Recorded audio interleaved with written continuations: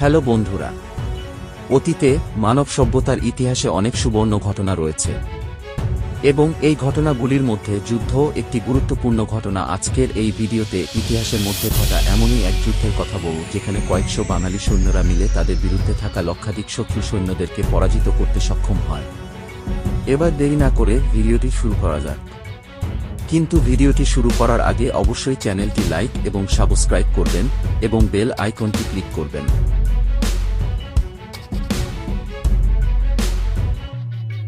সময়টা হচ্ছে 1556 খ্রিস্টাব্দ থেকে 1605 খ্রিস্টাব্দ পর্যন্ত, যখন গোটা ভারতবর্ষে তৃতীয় মোগল সম্রাট আকবরের শাসনকাল চলছিল। এই সময় বাংলায় ভূঁইয়া বা ভৌমিক প্রথা চালু ছিল। ইতিহাসে 12 ভূঁইয়া নামে পরিচিত এই স্বাধীন রাজা ও জমিদারদের আমলেই বাংলায় গড়ে উঠেছিল প্রথম বাঙালি সেনাবাহিনী। এমনই এক বীর ভূঁইয়া ছিলেন বর্তমান বাঁকুড়া জেলার বিষ্ণুপুরের বীর হাম্বির মল্লদেব। বিষ্ণুপুরের রাজাদের উপাধি ছিল মল্ল এবং তাঁদের রাজত্ব এলাকার নাম ছিল মল্লভূমি। মল্ল রাজবংশের যোগ্যষ্ঠ কুমারকে তখন বলা হতো ধারী। এই বংশের প্রতিষ্ঠাতা আদি মল্লের পিতা ছিলেন বৃন্দাবনের কাছে জয়পুরের এক ক্ষত্রিয় রাজা। পরে 695 খ্রিস্টাব্দে বিষ্ণুপুর রাজ্যে মল্ল রাজবংশের রাজপাট শুরু হয়। খ্রিস্টীয় 16 শতাব্দীর আগে পর্যন্ত মল্লভূমের রাজারা স্বাধীন ছিলেন। খ্রিস্টীয় 16 শতাব্দীর শুরুতে রাজা হন ধারী মল্ল। এরপর মল্ল রাজবংশের 49তম পুরুষ হাম্বির মল্লদেব বিষ্ণুপুরের রাজা হন।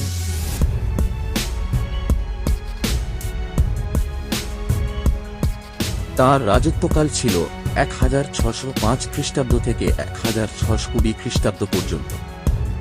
1586 খ্রিস্টাব্দে হাম্বির মল্লদেবর সময়ে বিষ্ণুপুর উন্নতির চরম শিখরে পৌঁছায়। তিনি বিষ্ণুপুর রাজ্যের দুর্গগুলিকে শক্তিশালী করে তুললেন। মাটি দিয়ে পাহাড় প্রমাণ উঁচু করা হল দুর্গগুলিকে, আর উঁচু জায়গাগুলিতে বসানো হল কামান। দুর্গগুলির বাইরে খাল কাটা হল ও বড় বাঁধ দিয়ে ঘিরে ফেলা হল রাজবাড়ি। রাজধানীর চারপাশেও খাল কাটা হল যাতে সেই খালের জল পেরিয়ে শত্রু ঢুকতে না পারে। এছাড়াও জামকুড়ি, বগড়ি, সিমলাপাল, ইন্দ্রহাস, রায়পুর, ধারাপাট, মালিয়ারা, সুরভূম, ডুমনি, চন্দ্রকোনা, বরবেতা, লোগা, বিহার অঞ্চলের সামন্ত রাজাদের তিনি মিত্র হিসেবে গড়ে তুললেন। তাঁরা প্রয়োজনে হাম্বির মল্লদেবকে অর্থ ও সৈন্য দিয়ে সাহায্য করতেন এবং মুঘল সম্রাট আকবরের সঙ্গে তার সুসম্পর্ক ছিল ও তিনি গৌড়ে সোলেমান কাররানির পাঠানের সাম্রাজ্যবাদকে বাংলায় বাধা দিয়েছিলেন এবং বুদ্ধিমান রাজনীতিকবিদ সোলেমান কাররানি মল্লভূমের ক্ষমতা সম্পর্কে আঁচ করে নিয়েছিলেন। তাই তিনি বিষ্ণুপুর রাজ্য আক্রমণ করেননি। কিন্তু তার অপরিণামদর্শী পুত্র দাউদ খাঁ কাররানির বিশ্বাস ছিল যে সে নিজের ক্ষমতায় সমগ্র বাংলা দখল করতে পারবে।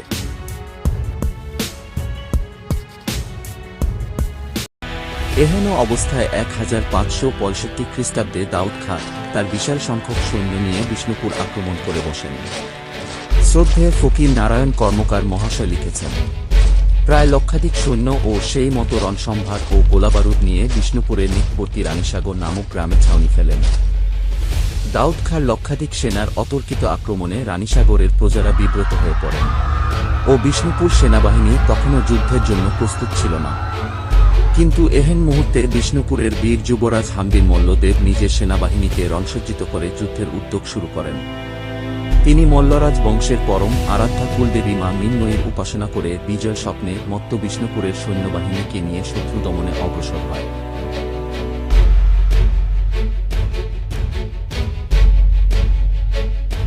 বিষ্ণুপুর রাজ্যে তখন 12টি গড় বা দুর্গ ছিল, যার মধ্যে অন্যতম ছিল মুন্ডমাল গড়। এই মুন্ডমাল গড়ের কাছেই বিষ্ণুপুর এর সৈন্যবাহিনী ও বীর হাম্বির মল্লদেব যুদ্ধের জন্য প্রস্তুত ছিল। অন্যদিকে দাউদ খাঁ কাররানি এর বিশাল সংখ্যক সেনাবাহিনী রানীসাগর গ্রাম ধ্বংস করে এবার মুন্ডমাল গড় দখলের জন্য অগ্রসর হয়। যখন দাউদ খাঁ কাররানি এর সেনাবাহিনী মুন্ডমাল গড়ে আক্রমণ চালায়, তখন বীর হাম্বির মল্লদেব বিষ্ণুপুরের সেনাবাহিনীকে নিয়ে যুদ্ধক্ষেত্রে নেমে পড়ে। দুই পক্ষের মধ্যেই এক ভয়ানক যুদ্ধ শুরু হয়। সম্পূর্ণ যুদ্ধক্ষেত্রে দাউদ খাঁ কাররানি এর সৈন্যবাহিনী এক চিৎকারে ভরে ওঠে। যুদ্ধ এতই ভয়ানক ছিল যে শত্রুপক্ষের সেনাবাহিনী মৃতদেহ করেই যুদ্ধ চলতে থাকে এবং দুর্গের পূর্বদ্বার মৃত সৈনিকদের পাহাড়ে ফেলে যায়। লম্বা সময় ধরে চলা এই যুদ্ধে শেষমেশ হামির মল্লদেব ও তার সৈন্যরা বিজয় পায়। যুদ্ধের শেষে দাউদ খান কাররানিকে বন্দী করা হয়, কিন্তু হামির মল্লদেব পরে অবশ্যই সসম্মানে দাউদ খান কাররানিকে মুক্তি দেন। এই যুদ্ধের পর দাউদ খাঁ কাররানি আর বিষ্ণুপুর মুখ হয়নি। তাহলে এইটা ছিল মুন্ডমাল ঘাটের যুদ্ধের ইতিহাস। যদি আপনাদের ভিডিওটি ভালো লেগে থাকে অবশ্যই লাইক এবং সাবস্ক্রাইব করবেন এবং বেল আইকনটি ক্লিক করবেন।